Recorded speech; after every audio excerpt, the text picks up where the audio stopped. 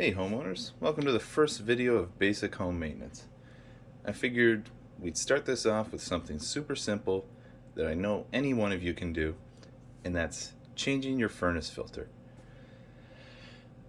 The very first thing you're going to want to do is turn off the switch to your furnace.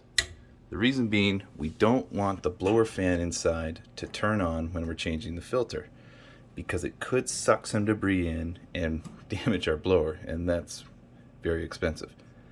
So once you've got the furnace turned off, you'll find some sort of cover near your furnace. All furnaces are going to have these, so it might have a cover on it, it might not, but you're looking for something like that. Next thing you want to do, might be a little tricky, especially with one hand, get a hold of it and pull it out. I think I changed mine at the end of December, and you can already see how dirty it is. Guys, don't be afraid to change. Oh, make sure you have a helper cat. Don't be afraid to change these every 3 months. I know it might sound a little too frequent, but let me get a clean one for a comparison. We're at the end of February, and I changed this at the end of December. Look at the difference.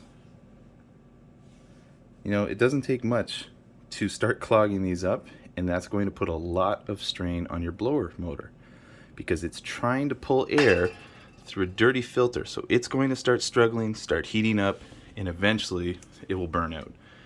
And that's going to be much more expensive than a 4-pack of filters from Home Depot for about $25, $30.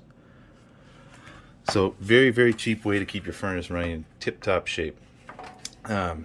Things to note when you do put it back in. Excuse me, buddy. Make sure all filters will have this airflow arrow pointed towards the furnace.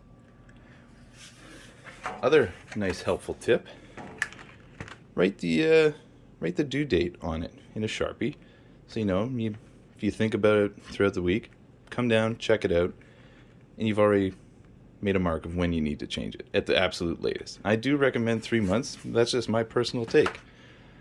Other thing to note, this is again my personal opinion, you don't need to buy the highest MERV value filter you can find.